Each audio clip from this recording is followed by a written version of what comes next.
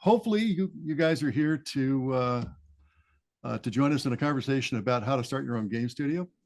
We're going to be talking to the key people from RolldBox Games, which is a small studio that started up a couple of years ago and has been working very hard to make a place for itself in the game biz. And so we're going to take you through their journey and give you a chance to ask them questions, and it should be a fun session. So first, my name is Scot Bayless, and I'm the Director of Game Development at CG Spectrum. I've been in games, actually 35 years, a little bit more than 35 years now. I've been doing it for a really long time. I started as a coder, made my way into game design, a producer, and ultimately an executive at companies like Microsoft, Electronic Arts, Midway, and Capcom. So I've worked in just about every genre of games, and it's a thing I love to do and love to be a part of. And I've been very lucky in my career to be around people with huge talent like the gang at RolldBox. So let's talk a little bit first about what we're going to be doing today. So I'm going to introduce you to our panelists, who are all members of the team at RolldBox. Their first game is a game called Those Who Came, Healing Solarus, and it's a really ambitious game on a lot of different levels. It is a multiplayer experience. It is a cooperative experience. It's also a somewhat competitive experience. There's a ton about that game that is challenging, including its aspiration to be a game that is both challenging and demanding of the player, but also not violent. It's a game about making things better as opposed to making things worse. And I found that to be one of the most interesting things about the concept. So we'll get into that a little bit more. First, we're going to talk about how you get started. If you're an aspiring game developer, what do you do? How do you even get the process going?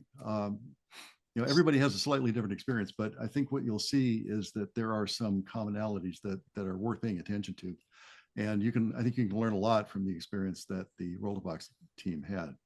And we'll talk about how to get from a concept to something real. That transition, by the way, is one of the hardest things you can do in a game. It's really easy to come up with an idea. It's really hard to turn that idea into something that works. And I encourage you at the end of this session to ask questions about how that process went for the RolldBox team. We'll talk a little bit about defining your studio's identity. That's a really important piece of the puzzle, as is building your team. And then we'll also talk about financing and marketing and some other really important things that have to do with running a business of a studio. So before we actually get into the panelists, let me just talk a little bit about CG Spectrum. You probably know most of this already. We are a top-ranked online school for digital art, 3D modeling, animation, visual effects, virtual production, and of course, game development. We have a very large team of film and game business mentors. And when we say mentors, we're talking about people who actually work in the business. And that's one of the things that's kind of unique about CG Spectrum. It's one of the things that attracted me to working with CG Spectrum. The fact that the people who teach are also the people who do. We have a very high success rate getting students into the industry. And that's because you're learning from people who do it for a living. We also have students across a very large number of countries. We basically span every time zone on the planet. And one of the things I love about the way we structure our courses is that we make it possible for students in any time zone to integrate into a course and be successful. We also do a lot of work on career development, and we have, I think, one of the most unique online communities I've ever seen. We use Slack as our main means of communication within the school, and we literally have thousands of people in Slack working together on collaborations, exchanging ideas, supporting each other when the work gets hard. It's like nothing I've ever seen, and it's one of the most rewarding experiences I've ever had.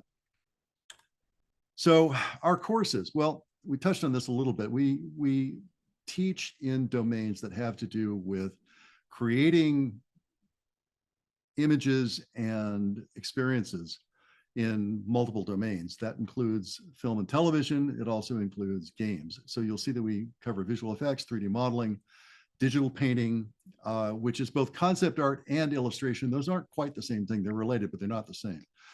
Game development on a bunch of different levels, including game design, programming, virtual production, and we even teach QA. Many of you probably already know that QA is traditionally one of the gateways into developing games, especially at large studios. And we've had a fair bit of success helping people work their way into the industry that way. And then, of course, animation and visualization. Visualization is our newest department. The industry of things at large is embracing visualization in a really astonishing way, and that covers everything from fashion to architecture. There's a huge and growing demand for talented people in the world of visualizing, both in the online space and in more constrained kind of industrial spaces. So it's an exciting field. So let me start introducing our panelists today. Ferran Perez actually was a student of mine some years ago, and he's shown himself to be one of the most hardworking, talented people I've ever done business with. And when Ferran decided he was going to kick off a studio, and he asked me if I'd be interested in advising him, I jumped at the chance, because I was certain then, and I'm certain now, that Ferran is going to be a player in the industry. So I will hand it over to Ferran for a moment so he can introduce himself, and then we'll go from there. Hello, everyone. Thank you, Scott, for this amazing introduction. So yeah, I've been 5 years in the industry so far already. I started working as a consultant. This kind of QA you were saying before, but more in the terms of helping to do proper game design for the things they wanted to achieve, touching PC and console or mobile games. And then I jumped into mobile and said, no, I want to go into PC console. That's where I joined CC Spectrum and got Scott as an incredible mentor, the best one so far in my life. And plus that, I've been working with Unreal Engine for more than 8 years, deep diving into that. So being able to create prototypes as game designer all this time, and making sure that we can create, as you were saying before, you have an idea, but you need to have something physical to be able to deliver. And that's what I love from Unreal as a game designer. So you can do a lot of prototyping. Yeah. Thanks, Ferran. And I should point out that that last bullet is really interesting. It's one of the things I love about working with Ferran, is that he's very interested in kind of unique ways of experiencing interactivity and asymmetric design, which if you decide to study game design with CG Spectrum, you'll learn more about. But it boils down to breaking out of the sort of the routine of game design. And Ferran has been both ambitious and skillful in doing some of that. So now I'm going to move on to Conxi Perez, who is the business head at RolldBox, and I'll let her introduce herself. Okay, thank you, Scott, and thank you for the opportunity to be today there. And yeah, I have a lot of experience, more than 25 years experience in not in the video game industry, in another different industries, but related to all the IT world. I'm a computer engineer. I'm specialized in artificial intelligence and also implementing very complex projects. No, and I'm bringing this experience to RolldBox, that we are now 3 years old now as a company, and I bring in this experience about the complexity. No, you know that to create a video game is high complex. Requires a lot of things. To make things happen, it makes to think a lot about the time, the scope, the team, the money. We will talk on different aspects later, but this is the knowledge that I bring to the team also.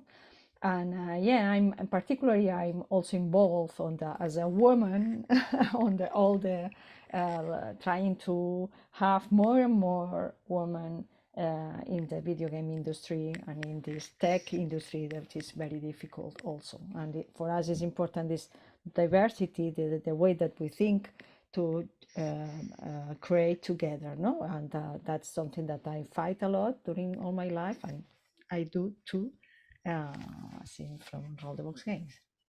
Well, and I think you've made a tremendous impact, Conxi. In a lot of ways, you have the hard job in a studio like this, because your job is to be the adult in the room and make sure that the right things happen at the right time, and that's challenging. When you're working in a creative industry, as I know there are lots of unknowns, and sometimes it's very difficult to predict how hard something will be until you actually start working on it. And managing through that, I think, takes a lot of flexibility, but it also takes a lot of determination, which is something I've seen you show over and over. So I also think there's a really critical skill set around dealing with money in a creative business, which I think your experience in other domains really prepared you for. I mean, I've worked with a lot of small independent studios, and to be completely honest, most of them have no idea how to manage themselves, and it's difficult for them to survive because they don't really understand the money that they're dealing with. So I think the experience that you bring from other places to RolldBox has been crucial to its success so far. Thank you. And then finally, I'd like to introduce Cris Suarez. Now, Cris and I don't know each other very well, so I'm going to ask her to introduce herself. Okay, thank you, Scott. And hello, everybody. My name is Cris, and I'm the art director at RolldBox. I'm proudly a part of RolldBox since April last year. And I come from a very traditional background, fine arts. I studied, and then I moved into a more digital background because I always wanted to be part of the industry. I started working for the animation industry, although I was slowly moving towards video games because I was slowly falling in love with the industry more and more because of all the aspects that it covers, art related. And so,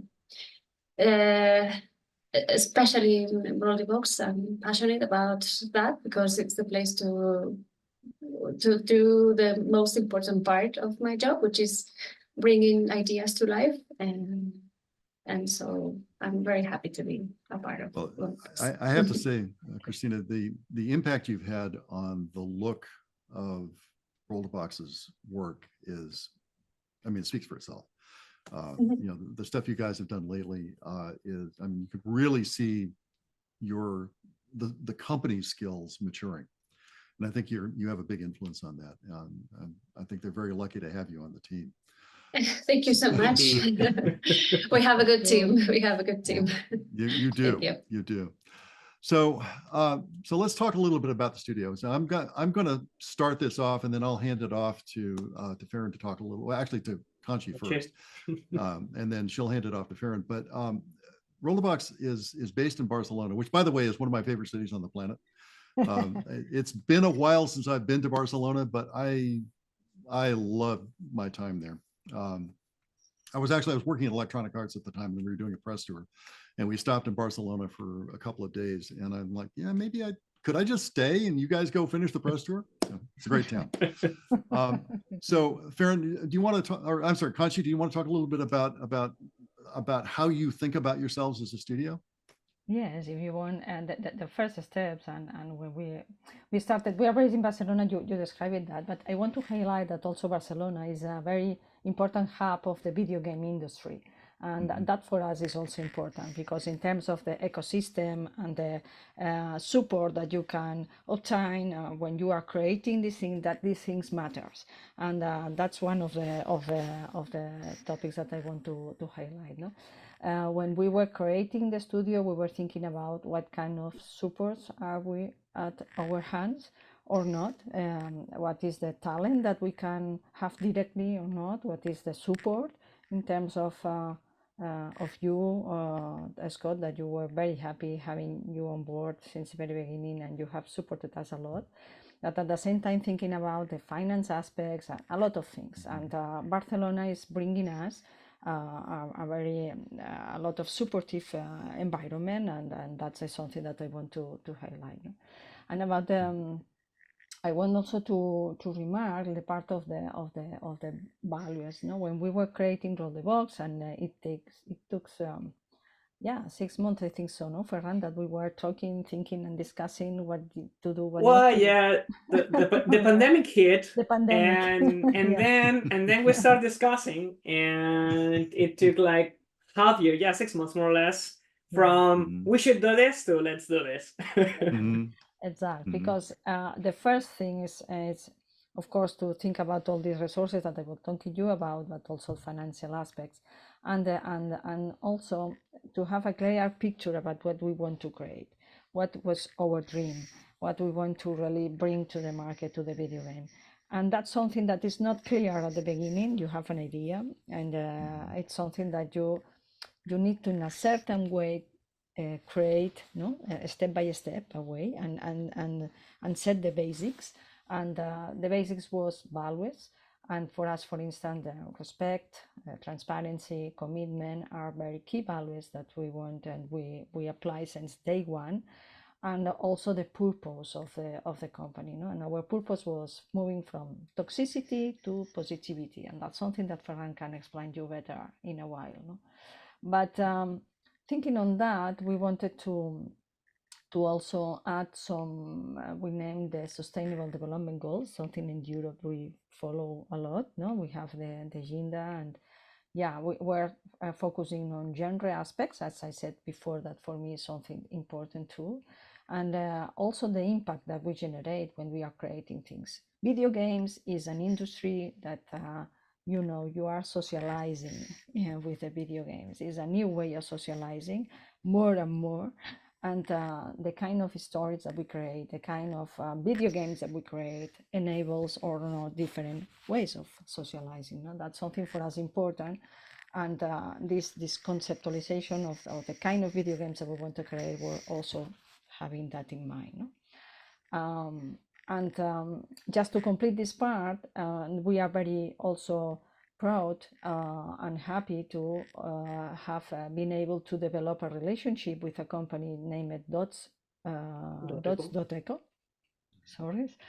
That they are doing this company is a big corporate company. That's something important also about the values. We aspire to be someday a corporate company. And they are recognized by the United Nations about the way that they work. They are integrating all the climate change actions that are helping, that we can do directly through the video game. And that's something that allows us, playing our video games, to impact on our planet Earth in a positive way. And that's something that was also for us very important. We are the first studio in Spain that are working with this company and doing this kind of things. And this is, I want to say, that's something that you achieve after a lot of time, working on being very, very fiel, how do you say in English, very constant with objective, and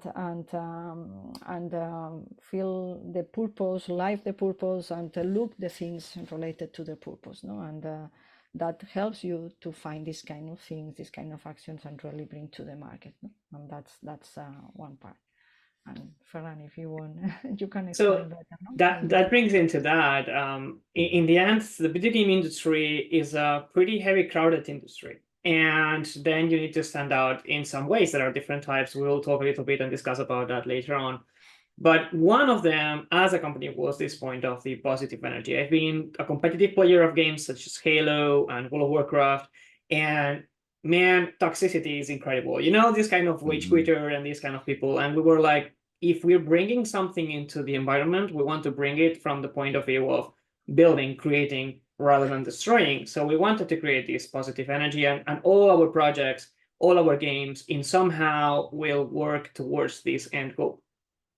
So with that came the first game. It took 1.5 years for the first development to an early access, then plus 1 year. Now we've been able to deliver the definitive edition where Christina was on board. On the previous ones, she wasn't there yet. And as Scott is saying, there's been a huge difference when we finally got her on board. And so yeah, this part of the values are always there. And with those game, if you want to go ahead a little bit with the images, those who came Healing Solarus, as Scott was saying, is a game about healing instead of killing. Is the idea of how the karma will kick you after ignoring that for a while. So you will be on a planet, it's trying to kill you as much as it can, and it will, but you are able just to heal it back, not to destroy the things. And it was kind of funny on the events, you got these kind of little kids playing around saying, how can I shoot that thing? And you say, well, you're not shooting. Actually, you are hitting that tree, which actually makes that be friendly to you. And it was kind of a change on their mindsets as well. It was pretty amazing to see that. And the whole game goes about that, finding a world which is fully corrupted. You go in, discover the natives, you start developing the relationship and helping out the world. You can ignore it, the world or not. You will find out who's the bad guy. And from that point, you will recover the world and be able to be back on a harmonious environment with this idea of the karma. And if you finish the game, you are able actually to do a real life action with dots of echo. So with a certificate, and you can have track, save a little turtle, but then you know where's the geolocalization of that or wildlife and stuff. So we wanted to embrace that in the game, and in future games, let's see if we can have it more on board on the game loop, because we think that also we got one person on an event said, wow, with your game, I can be helping the Earth from my sofa. And yes, you will be able to help the Earth from your couch when you play our game. So this goes with this purpose, Conxi was saying before, and how we try to go towards this goal on everything we do. Yeah, I want to emphasize that, in the domain of game design, a lot of what game design is about is risk versus reward. I mean, that's basically the underpinning of every challenge you face in a game. And when you're dealing with risk versus reward, it's very easy to be drawn into some kind of violent confrontation, because it's a very clear, unambiguous risk versus reward. And what you guys did with those who came is take on the challenge of risk versus reward, but in a different way. It's a much harder design problem, but the result is much more interesting. And honestly, in retrospect, I don't know that you could have taken on a bigger challenge in your first title. But the fact that you pulled it off, I think, is indicative of just how hard you guys have worked to be good at what you do. And the result kind of speaks for itself. And I'm really excited personally to see the evolution of this game over the last several years, as you have sort of figured out how to represent that risk reward scenario in ways that people don't expect. And I think you've done some amazing work. It's been a long journey, though. Yes, it has. It's a long journey, yeah. And early access, and later you can share later on that, no? But the steps that we were following too, no? But the importance of the listening a lot of the feedback, no? When we started with early access, the full development, and this is a constant from us to listen a lot, the feedback. We could probably do a live stream all by itself just on getting into early access. There's an enormous amount that you guys had to learn just to be able to do that. And by the way, for those of you who don't know, when we say early access, what we're talking about is early access on Steam, which is a way that small developers can get into the marketplace and get some revenue, which helps them build the game out to its full vision. It's pretty common these days, but it's also challenging because some developers can't really get the game far enough along before they get into early access, and that kind of hurts their credibility.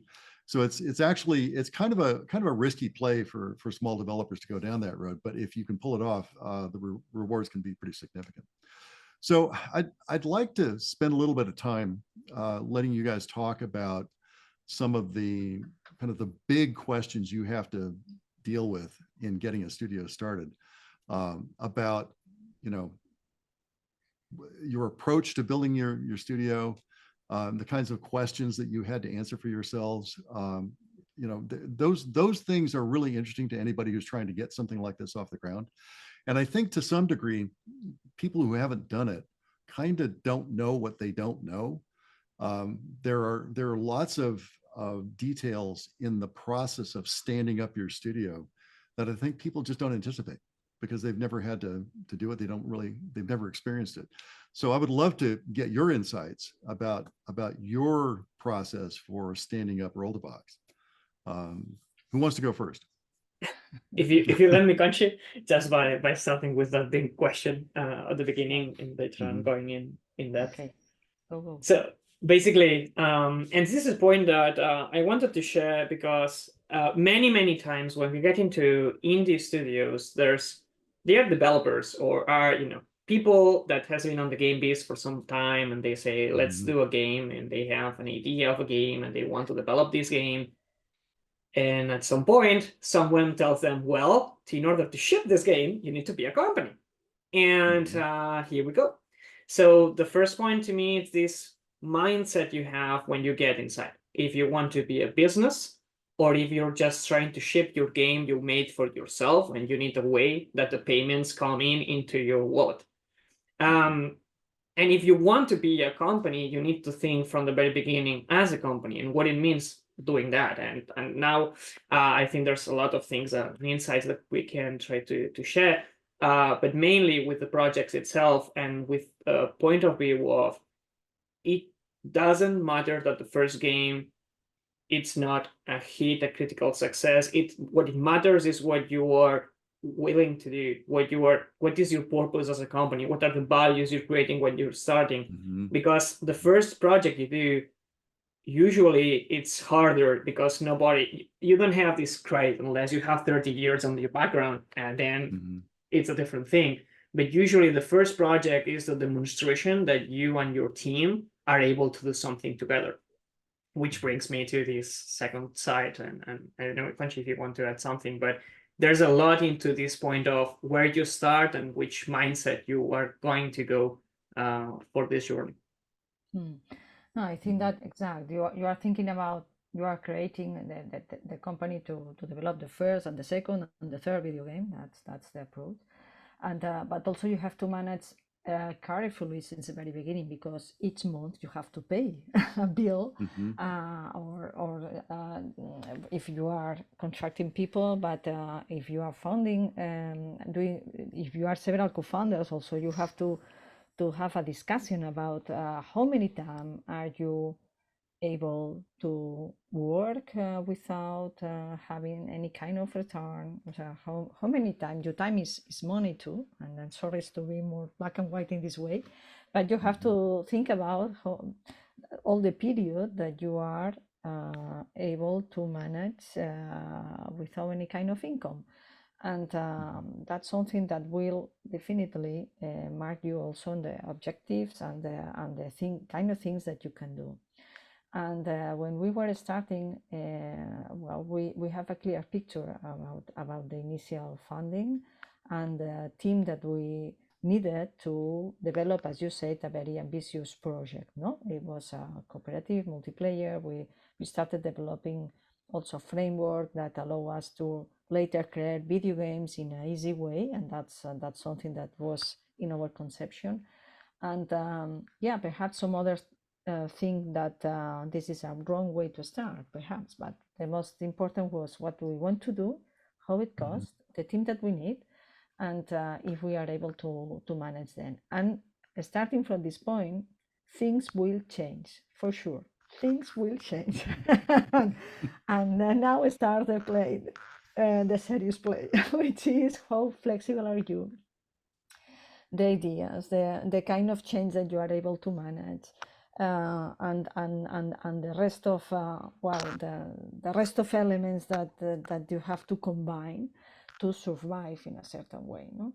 And that's something that we have been discussing a lot. We have been moments that we were like this, and moments that with the moral down. It's But a roller coaster, yeah. yeah, it's like a dragon can, we say always, but resilience is important, and having a clear picture about what you want to achieve, when you want to arrive, and that helps you to find the best way, no? And yeah, we started with a team. We grew the team. We needed to reduce the team, and this is a very dramatic part.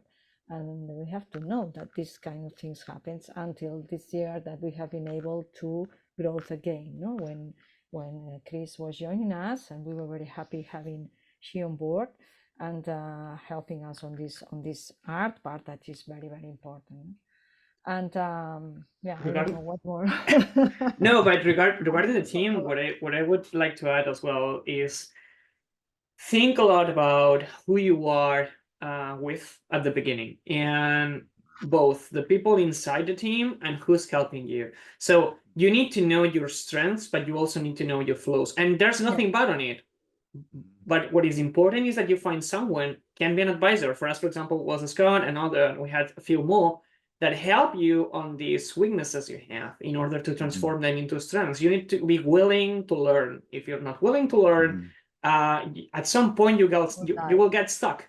And so the team you have around you will matter a lot. These co-founders, as Conxi was saying, these people who started the company, are the energy that brings into it will move the team you build up later on. So it's really important that whoever you gather up, you understand that you know to work together, you know to go through stress together. Many companies break down after the first major issue. There's a lot of bumps in the road, a lot of them, and some of them will rock you up, or others will wreck your car, and you need to get along together, repair the thing, and keep moving. And if you know you can do this, let's go. But if not, go to a game jam, go to certain limited time experiences where you can really test out these things, because if not, it might be a huge problem later on. Conxi and I, we know each other pretty well, and we knew that we are both hard work people, and we wanted to really move forward. And when we met with Cris, and all the point that her background and what she was willing to do, and how she talks and how she perceives things, we felt this motivation as well, and that's why we are all on board at some point, right? So it's really important, this team you have and the different hands. You will be jack of all trades most of the time. So if you like to be these technical artists that does shaders for the grass, being an indie studio, it's not your job. Go to AAA where there's 5 more people doing the rest of the things. But here you need to really be able to learn a lot about many things, and at some point this will help you a lot later on, because then you know how to speak to everyone. But there's a lot of learning here. Yeah. At the end of the day, guys, I think it really comes down to the team, especially for small teams where you do have to share a lot of different disciplines in each team member. That core team is everything. And I think you guys have done really well in putting together that core team, and I think the results are speaking for themselves. So let's talk a little bit about getting started. And Ferran, you and I talked about this a lot back when we were studying together. An idea is pretty easy to come up with. You can come up with interesting original ideas fairly quickly. What's hard is turning that into something real. And that transition can be really challenging, especially if you haven't done it before. So I'd love to hear you guys' thoughts about how that went for you guys. I remember you and I talked very early on, Ferran, about sort of your original conception of Those Who Came. And it was brilliant, but that was a long way from, and now we have something that you can play. So I'd love to hear your thoughts about that journey. I mean, there's a lot of iteration, as if you want to be game designer, get ready to iterate your ideas. You may have good ideas and you will have bad ideas, and there's no problem on it. Just get what is good from it and keep working. And here I want to include into this part also Cris, because all this art also comes in. There's, what's first, the egg of the or the oh, in Spanish it's a certain idiom, but never mind. In the point, there's a huge battle within game designers, which is first narrative or first systems. And with all of this also joins the art style as well, and certain limitations of what you want, and these early on concepts that really needs to be in, because when you have an idea, it's fine, but it's in your mind. And there are two ways of expressing ideas, by words, but also by images, and definitely images work better. So there is where I think that Cris comes in, and this point of how we're able to understand each other, and how she's able to start creating these concepts, talking with the extra concept artists we had some time, and be able to pull off the things to say, yes, that's what I want. And this communication, I think it's crucial. And I Cris, if you want to add something about these early stages, this kind of stuff that always needed in order to start doing things. Yeah, exactly like you said, interdepartmental communication is crucial, I think, because somebody has to put like sense into the creative minds that might go really far at some point. Like, no, wait, we cannot do that, or this is too heavy, or this is so. Both sides are equally important, I think, and the things you can't see with your artist's eyes, the developers cannot see them, and the other way around. Everything is so important in order to create something that it's alive. And the other thing is one thing I'm constantly repeating through all the process, is the coherence between all the parts in the game. Like, it has to belong to the same universe all the time. And so the first part of this is concept art, which is, to me, it's almost magical. Is where everything starts. It's where you create this first idea. Sometimes concept art looks pretty much to the final art, which is amazing.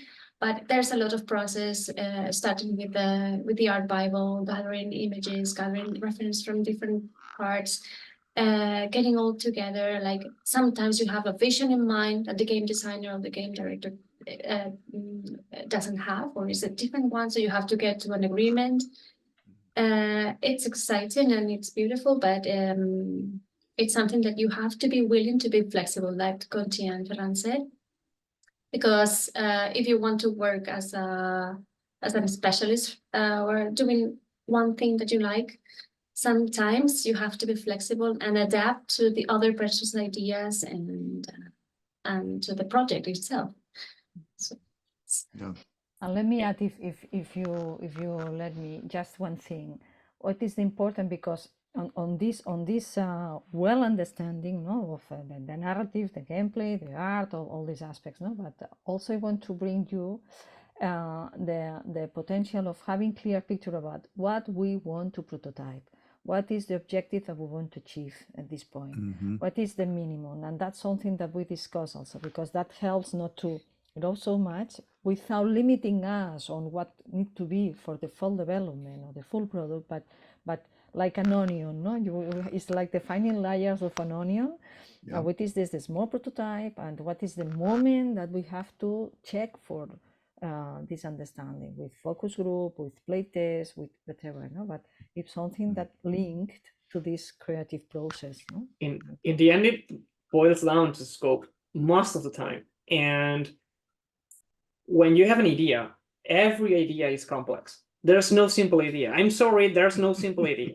Every single idea, and it has layers and layers of depth. And when you're building gameplay, and I'm speaking right now as game designer, stick it to simple things, because you will think that it's completely easy and understandable and straightforward, and you will hand it down to a player, and you will be, why the heck are you moving down that road? Come on, do the thing. So the simpler you keep it, the easier for them to understand. Then you can start adding these layers, as Conxi was saying. But and it's been one thing that with those two games as well, there was a lot of challenge on that, because when you get into the combat system, I mean, a combat system is damn complex, but you've seen it in so many games that you have integrated in yourself, so you understand it as a simple thing, but it's not. So when you are creating a new paradigm on that, you need to do all these layering again. So these kind of things, scope is crucial as well, and this idea of, all right, I have an idea, then I need some concepts, I need some storytelling behind, I need to understand the purpose. If people understand the purpose, it's easy for them to go through the thing it needs to be done. And when you have all of this, you need to think, all right, what is crucial, what is needed, what is unique, what is the USP of this? What I haven't seen at any place, or not this way around, or whatever, because then you need to focus on that. And there comes this initial project, this initial prototyping, as Conxi was saying. You need to start from this scratch, from this point of, I got something, but then I get to this unique thing that makes the rest happen.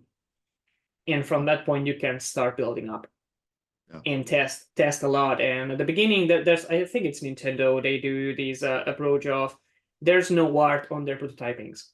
It's completely forbidden to put any art until they understand that the mechanic is polished enough, then they start adding it. On the filtrations of GTA 6 happened somewhat the same. I mean, every single developer at some point, you start with cubes, and you need to be able to see through cubes, which is not easy, by the way. And then later on, you can add the visuals at some point. But it's important you are able to iterate pretty fast at the early stages of this, until you get this moment to moment, this core loop, this core element that really makes the thing alive. And from that point, you start building up. And it's not easy. Eh?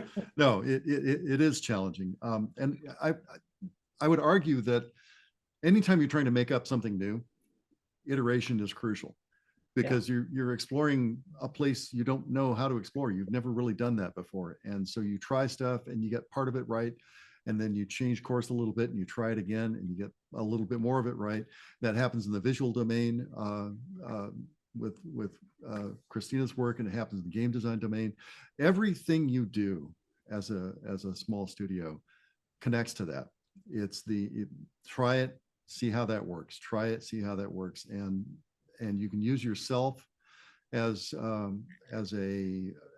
guidepost. You can gauge your own reactions to things, but you can also work with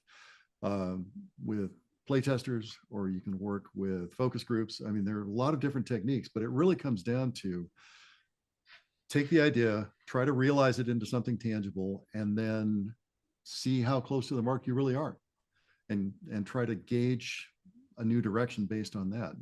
And it's a thing that you guys over the last couple of years have gotten very skilled at, but it's a skill. You have to learn how to do it. It's not a thing you can just do automatically. And it's crucial to the success of the team. The team needs to be able to talk to itself. Members need to talk to each other and communicate with each other in a way that allows them to gauge the results of what they do. I just wanted to add that there's a strength in here. The smaller you are, the faster you iterate. So you can use that at your advantage. And that's where there's the huge difference depending on the size of your team as well, as we were saying before. So take that into consideration in terms of the scaling up and down also of the team, because one change of an idea for 2 people, it's pretty straightforward. One change of an idea for a team of 10, man, there's a lot of work to be redone for a product manager. That's a really good point, Ferran. I've worked on really big teams, and my own experience has been that when you're in that iteration phase, the last thing you need is a bunch of people in the room. You actually hurt the process by having too many people involved. You want to keep the loop tight. You want to make sure that you're in close communication all the time. Later, you can bring the specialists in. Later, you can bring in the larger team and get things done. So yeah, that's really good advice. So let's go a little further with concept to reality. We talked a little bit about studio identity. And I'd love to touch on that again, but I'd also love to hear from you guys about how you thought about those who came and how it would stand out. Not just that it was different, but how people would understand that it was different and embrace that.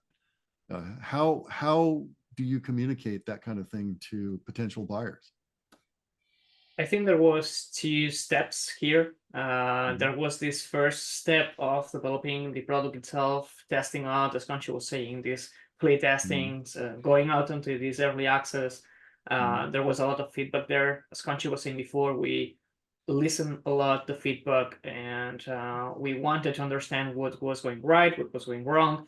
Bottom line note, add KPI into your games, understand what's going on inside when someone is touching the game, because if not, you will be blindless. You will be blind. So after all this kind of stuff, then you have a lot of iteration there. But we wanted to ensure this point of standing out with this idea of healing instead of killing. Nowadays, with wholesome games, it's starting to kind of resonate better with the community. But it's been a long journey from what it started to what it is today. In order of iteration with this main core mechanic, how we express the things, also the marketing itself, how you tell your story, and also the visuals that when Cris joined us, there was an incredible update on there. So on the marketing side, the connection to the issue of climate change and to dots.echo, I mean, do you feel like that actually helped people understand what you were getting at with the game? Did that help get the point across? I think that make things easier. Yes, okay. Because at the beginning, when we were talking about this positivity, this kind of concept, at the end, well, you want, it's a video game, you want entertainment, you want to have a funny moment, no? And was very difficult at the beginning to explain, and also to know ourselves how to explain. So I think that this is a very important thing too. No, you have the idea, and as we have been describing how to make an idea true in a video game, but at the same time, from the marketing point of view, you have to express it, and you have to communicate the better that you can. And we made some mistakes at the beginning, and the way that we were explaining things. And also we were looking from different marketing agencies that were helping us how to better explain that, how to communicate. It has not been an easy way. No. Well, I would imagine a lot of those marketing companies they're sort of aligned to the sort of the traditional way of thinking about games. And then you show up with this concept that is radically different from what they're used to. I imagine it was hard for them too. Yeah, exact. And it's well, it has been a learning curve, very hard, but at the end very, very good, in the sense that also we have evolved and changed who has been with us, helping to explain our message. And now we have also a person that has understood very well, which is Tina, has understood very well also how to do that. And she's helping us on the way that we communicate, no? And at the end is, what are you explaining on your social networks and with publishers, what you are explaining to the publishers. And because at the end, the first video game was self-published, but we want the coming video games to find a publisher. No, that's the approach that we are working on, and that's something that we are starting to develop the relationship at the very beginning of the studio. But we have evolved a lot the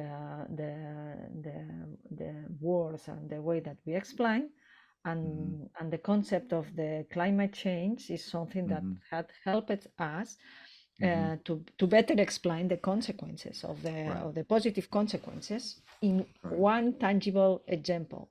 The other is the positive mood and this kind of socializing that we were describing before, no? That the video game is also a way of socializing and how it changes the conversations, no? That's something that we need that it happens to really show and change the vision on that. at some point, what you need is to stand out in different aspects. So yes, on marketing, there's the point. In the end, all this find is this identity yourself. It's that when somebody sees a game of yours, doesn't say it's a copy of. So you need to have a unique point of view in terms of the gameplay, which is this part of the healing. You need to have a unique way of expressing yourself, which is the marketing side, and here we put that. And also there's a uniqueness on your aesthetic as well. Because if not, I mean, you have references, but you shouldn't be doing a full copy of, because then when somebody, what you need to achieve at some point is when somebody sees a screenshot of your game, things about your company or your game, not into the reference you took. Right. And there, Christina helped us a ton on these, those who came as well. That's huge. That's really huge. So, building your team, we've already talked about this a little bit. In the case of assembling your team, you know, Christina obviously was a crucial add to your team. But what about on the technical side? Did you guys struggle to find somebody who could really kind of serve your technical needs, or was that a relatively easy thing to do? How did that go for you guys? It's never easy. And it was a leading question, but no, but on that sense, for the back, the way we approach this was you need senior and you need junior. So for us, it's important you have both the experience, but also the people who's willing to learn and grow, because if not, there's no place for new people in the industry, right? And on that sense, all the environment we created was made by the senior developer from Limbic Studios and Ubisoft that helped us to ensure that everything is done right. And also we got some more junior developers to be making their way up, and at some point they left to different companies, and now we've been able to build up again with new developers on that sense. It's never easy because, as I was saying before, you look for this kind of personality. It's not only what you can do, but how you are, because that really matters into an indie studio. So it's not That's a really easy good point. to find the right. For us, it's very important, Scott, just to say that people need to work together. You know, video game is a matter of developer plus artist plus a lot of different people, the game designer, but working all together aligned. And the way that you work, your soft skills matter a lot. And it's difficult to find some hard skills more than others. Perhaps developers for us is difficult. It's Unreal Engine, C++, which is a difficult role. But what is key is the soft skills and the way that we work together, because it's not a matter of individuals; it's a matter of the team. That's really well said. I mean, every successful team I've ever done business with thinks about it that way. Yeah, they never really think about themselves as individually. They think about themselves in the context of the team. And it does matter. It makes a huge difference. And I would argue that you're better off being choosy and not having somebody that you really need than not being choosy and just taking the first engineer that comes along and finding out that they're just not a fit. It's essential that the team be a team. And I'm actually kind of impressed with how you guys have stuck to that, even when it was hard to do that. So I think it served you well. So Conxi, this is probably going to be mostly you. And we should probably go a little, kind of speed through it a little bit, because I do want to leave some time for Q&A. We have a couple of questions piling up, but it's not too bad right now.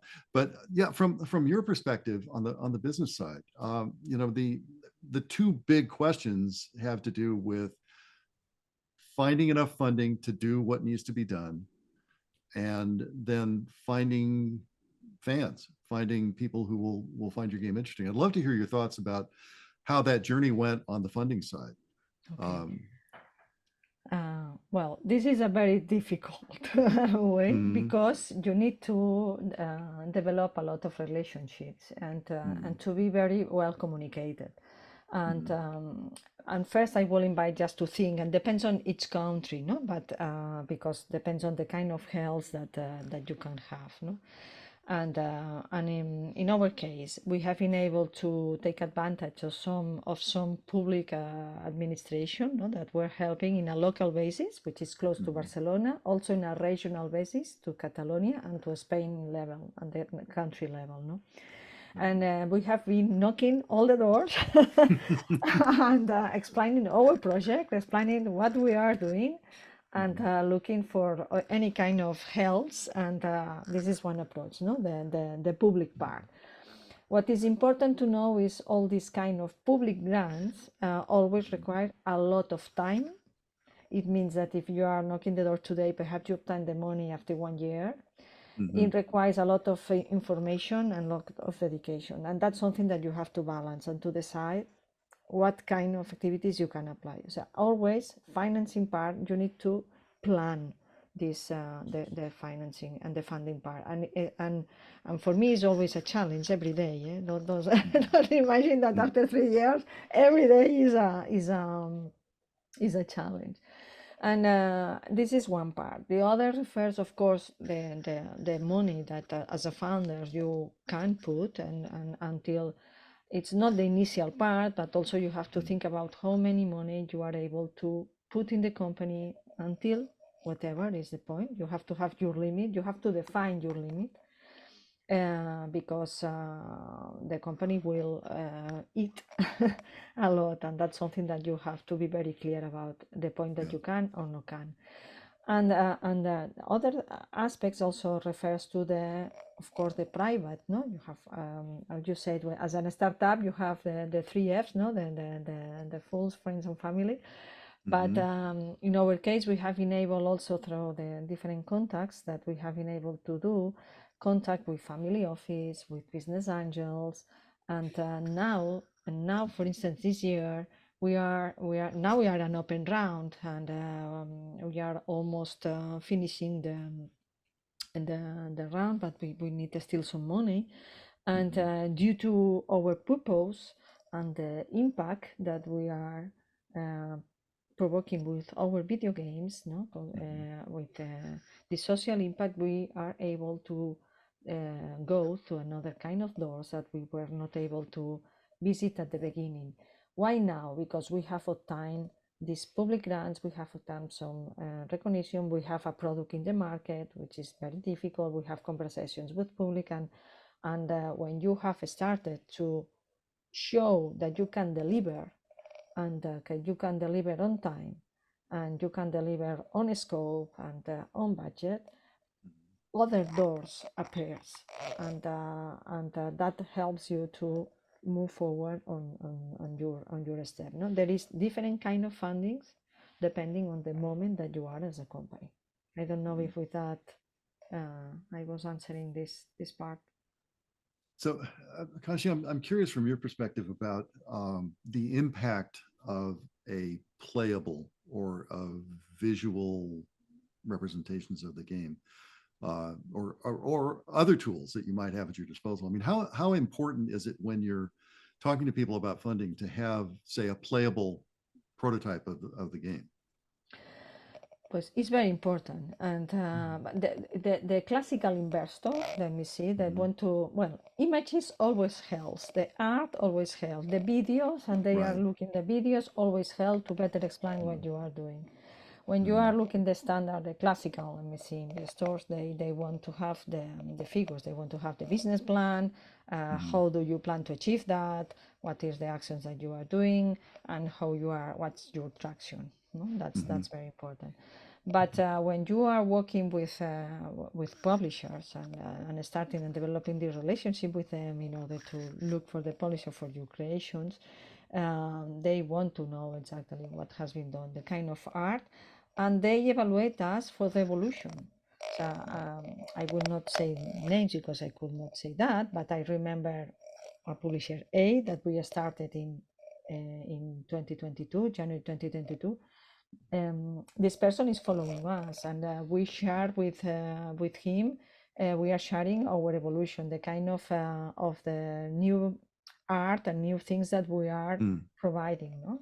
And that helps to develop your credibility and develop your and they are able to capture your evolution, and they are pending of you, no? That's something that we have done with different publishers, and that is helping us at the moment that we are, no? For instance.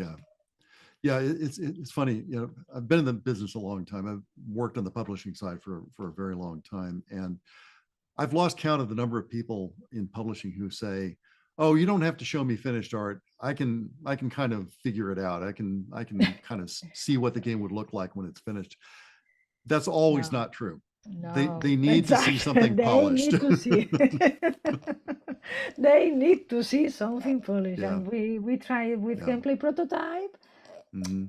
No, the result was not expected. They need to see the art. Yeah, Definitely. Yeah. When Ferran was describing before, no, what difficult is to imagine things with the gray boxes, no, when they find it. Yeah. They do not understand nothing. They want to see that. Imagination is not their thing. That's your job. Exactly. So we talked a little bit about marketing, and we talked a little bit about connecting with fans. Is there anything else you guys wanted to say about building a community around your titles, about how you've had maybe successes you've had with connecting with players? From you can say what you want, Ferran and Chris, but from my point of view, it's a very difficult task. It is. Why do you think? No, it's a difficult task, and what so the message that you want to communicate, what are the rhythm that you are communicating, what kind of social network are you using, not using more, and also about Discord community, and all of that needs time, and needs to have also develop a plan, a communication plan, and what you want to explain about you, about the company, about the product, what images, etc. And it's time that you have to consider. So a plan for developing is developing the product, but also thinking how many effort you need for marketing. And when you are selling the product, I always say the half is the product and the other half is marketing. And it's a big it's entertainment.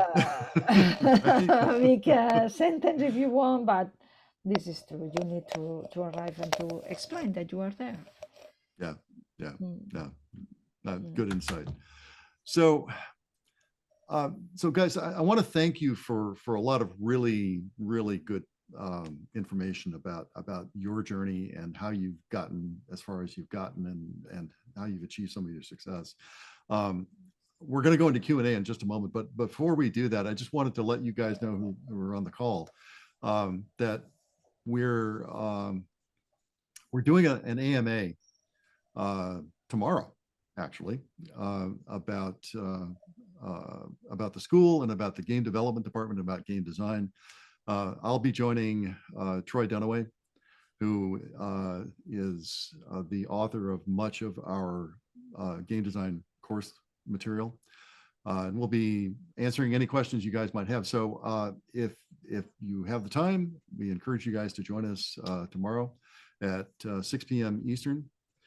And if you want to reach out to us, these are the ways you can do it. You can contact us on just about every social channel available. And we encourage you to do that. If you have questions, you can hit us up. If you want to do a deep dive about a particular course or questions you may have, we can almost always find a way to hook you up with a mentor and even department heads to help kind of fill in the gaps in what you know about the school. So with that, I'm going to shift us into Q&A mode. And we have a couple of questions lurking here in the Q&A list. So guys, get ready. Let's see what we can do with these. So Jessica's asking, what should you do if you can't decide which aspect of game development you want to specialize in? That might be a me question, but feel free to jump in if you have thoughts. And actually, the message in the chat about putting your questions into the Q&A channel if you can. That'll help me so I can keep track of them. So the short answer is talk to people and examine your own interests. We are happy to spend time chatting with you about your goals and about the things you're interested in, the places where you think you have the greatest strength. So let's say you have some interest in fine art and you show a little skill in fine art. So you might be interested in digital illustration or perhaps in concept art, but then you're kind of interested in 3D modeling, but you don't really know that much about 3D modeling. So ask questions. And I would recommend that if you are interested in more than one specialty in game development, reach out to the school. They will hook you up with people in the school, and you can ask questions. You can talk about it. And quite often, those conversations lead to some better clarity about where to study. I'm actually kind of an example of that problem, by the way. Way long time ago, I was actually an art and theater major. And then I discovered computers and turned into an engineer. And then from that, I went into game design and then into other aspects of game development. So I've kind of had that journey myself. And it's been a lot of fun, but there was a time when I wasn't really sure what I wanted to do. And the way I found out was by digging in and asking questions. So if you let me just to add one bottom line here, jump in, which is game dev biz is a business of passion, and there's a lot on it, and there will be many times where you may feel that you burn out at some point. It's not too scared, it's just to embrace what Scott is saying in terms of find what you love and what you feel that you're not working on it, you are just enjoying it, because at some point you will need this. So really find what drives you, and it's a massive, there's lots of works, there's lots of areas, so there's a lot where to choose from, and explore, as Scott was saying, but with this in mind as well. And in fact, sometimes you take a run at one and then you discover another one. So ask questions and then don't be afraid to dive in and try. So we have another great question here. Somebody asked, actually, Ayad asked about taking a movie or some other intellectual property and turning it into a game. And yes, to answer your question, yes, you probably would need to obtain a license. And as to whether it's a good idea or not, honestly, that's a complicated question. So in my career, I've been involved in numerous licensed projects. And a little bit of outbound licensing, but mostly inbound licensing. I've been involved in Jurassic Park, in a number of other Spielberg-related projects. And the good news is, when you're dealing with somebody else's intellectual property, there are a whole bunch of questions that are already answered. You know what it looks like, right? You know who the main characters are. You know kind of how the world works. There's a bunch of stuff that's sort of worked out for you. That's the good news. The bad news is you have a bunch of people standing off to the side trying to make sure that you don't mess it up. And they're all well-intentioned, but they're not always on the same page. And so while you may have, say, the director looking at the work you're doing and saying, yes, that's awesome, you may have 3 licensing people who are saying, no, you can't do that. And so managing your way through that can be a real challenge. And the less familiar the licensor is with how games are developed, the more likely you are to get in trouble, and through no malicious intent on anybody's part. So there are reasons to do licensed product, and I think there's a wealth of great material out there in books and in comics and a bunch of other sources that could inspire great games. And there have been a few that have been really successful. But be aware that if you go down that road, you'll spend probably half your time managing people's expectations. I had a good friend who actually was the licensing liaison on the Lord of the Rings projects at Electronic Arts. She spent almost an entire year just flying back and forth to New Zealand, just dealing with licensing issues. So it can be a lot of work. But having said that, if you get the right IP, it could be amazing. So we have another question from Jack about low or high budget. Oh, that's a great question. I'm going to throw that to you guys. What do you think? It's a complicated question, and I would say it is. Limit you the. It is because if when you are starting, I think that you have to fix a budget, not so big, but have a clear path about how you can grow it. I don't know if I am saying properly, but because if you have a lot of money, you will spend it quickly, and you have to. It's your first time and depends of your previous experience, but you have to always things cost more than expected, and if you have a lot of experience is another question, but if you don't have so much experience, start with a limited budget, and then learn a lot and decide what is the definitive budget that you need for the idea that you want. Later you can Conxi, find the budget. I think that's exactly right. That's precisely correct. And I've seen teams that had enormous budgets right out of the gate, and they just burned them up because they never really figured out what they were trying to do. So that financial constraint actually can help you early on. Yes. And there's an extra, if it's your money, when you start this, decide how much are you willing to put in total. Because from time to time, you need 20K more. 5 grand more, 10 grand more, and at some point you will find out that you have already spent 500K.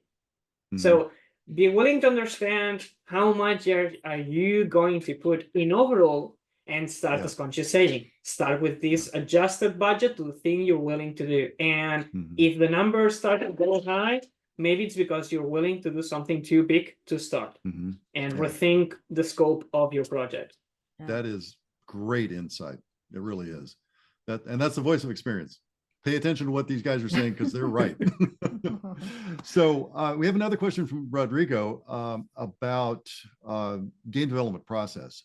He's asking specifically about whether Scrum and 2-week sprints are a good idea. I have an opinion, but I would love to hear yours first. Short answer, yes. No, yes, we work with Scrum. The weekly, or I mean, within Scrum, for whoever doesn't know what it is, it's agile. It's the concept of sprints. It's the idea of that you are reviewing the goals you're doing in a way that you can iterate quite fast. So we use the Scrum as well. There are other like Kanban, and it's kind of could actually work, depends on your project and the size that you're doing and all that stuff. Then these 2-week sprints, I've been working in the past with 1-month sprints, 2 weeks. We work in 1-week sprint, but the retrospective thing, we do it twice every 2 weeks. So depending on the size of your sprints, also the rhythm of your team will be one or the on another. So it depends on what you're doing and what goals are you setting for each sprint. It might be interesting to be 2 or 1 month or less, but yes, to work in an agile environment because it's a highly iterative environment.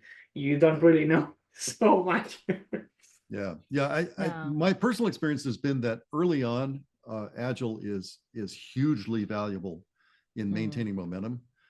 As you get, and this is especially true for really big teams, as you get further into a full production stance with a really large team, you almost have to go waterfall because there are a lot of interdependencies that you can't deal with in an agile configuration.